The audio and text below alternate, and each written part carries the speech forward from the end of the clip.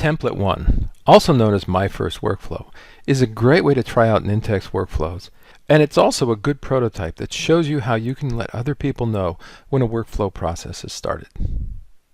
Well, this workflow starts when the user enters an email address and a message into an online form and clicks the Submit button. It then sends an email combining the message from the form and some pre-formatted text to that email address, and then the workflow ends. Well, this simple workflow is actually a very powerful prototype that you can use on many of your own enterprise workflows. This type of announcement is really important, especially in business-critical workflows where the originator may not get a response for a couple of hours or even days. Imagine, if you will, a workflow that approves a sales contract. Well, if a seller submits something in the last week of the quarter, how long do you think they're going to wait for feedback from the workflow? Well, in the worst case, they hit the Submit button 3 or more times and then end up hand-walking a copy into the reviewer. Well, you now have 5 approval workflows, 4 automatic and 1 manual, all competing for that reviewer's attention. This is not how you want your process automation to work, especially in the last week of a quarter. Well, by immediately replying to users, you can set their expectations, and you can give them the confidence that the Submit button has actually started a workflow process. So let's run this workflow and see how it works. Well, we start by opening the Template 1, My First Workflow, from the dashboard. Then we select Publish from the toolbar, and we publish the workflow. Now we have an opportunity here to change the name and the description of the workflow, but I'm going to stay with the version that I had. We also have an opportunity here to select Production or Development.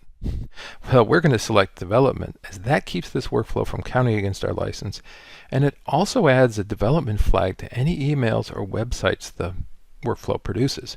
That should keep people from acting on any of these should they get loose during our testing. Well, now let's test the workflow. You'll notice that we have 2 links to the form that we've just published.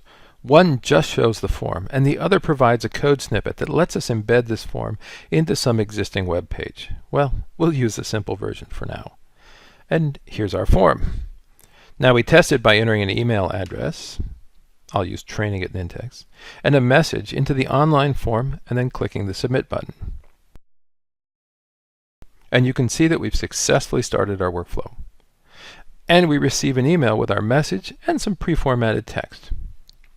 Well, let's take a moment to unpack this email. Here, let me start with the send an email action so we can compare.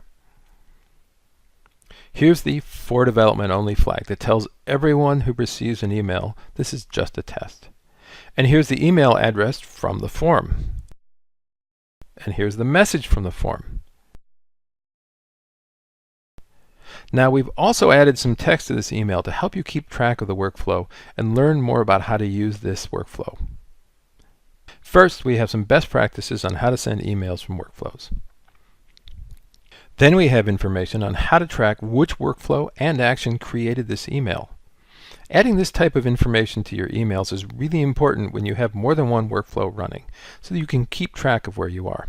You need to be able to tell which email is from the workflow that you're testing and which came from an earlier version or some other workflow altogether. We also have a note here that says this is the last email from this workflow, which is useful when you have a convoluted workflow where you're not quite sure which path you're taking. And then finally, we have some related information links where you can find more information about this workflow tenant. We have a link to the product documentation where you can find detailed guidance on how to use and extend this workflow. You'll also find guidance on how to best use the many actions that are available for your workflows. We also have a link to this video page and community so you can get back to it. And finally, we have a link to the Nintex Workflow Cloud community where you can share ideas with other users, you can get guidance from experts, and you can see what's new with Nintex. Well, this is all great, but we've created a rather impersonal email here, so let's take a couple minutes and update it to include the receiver's name. Well, first we configure the start event to collect their name. So we click on the start event to open it in a configuration window. You'll notice that there are 2 variables already being created by this form.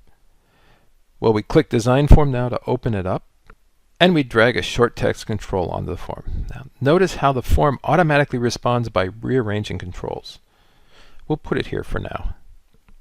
So we click on this new control and we configure it as follows. So we have the name here, and I'm going to make this control required, as it's going to be a little embarrassing if the receiver gets an email that just says "Dear blank." And then we have a placeholder that goes inside the control to give you an example of how you might fill it out. We have a description, and we click Close to save the form. Next, we'll configure the send an email action to include the name in the email. We select Configure. Now I'm going to select the full screen icon in the message body so that I can edit the entire message. And we add the name variable after the dear by clicking on the plus variable tab and selecting the name variable that we've just created in the start event. Click Done to save and close the message body window. Okay, now let's publish and test our workflow. So we click Publish. We'll keep all this and click Publish again. Now we could copy the URL for the public form into a new browser and paste, but the link doesn't change as long as you don't rename your workflow. So we'll just click Refresh. And here's our new form with the new field. So we enter a name, address, and a message, and click Submit. And here's our new email. So for detailed steps that will walk you through everything we just did, follow the link to the product documentation below this video. And after you're done playing with this template, please try out Template 2, Email Approval, to see how easy it is to add an approval process to this workflow.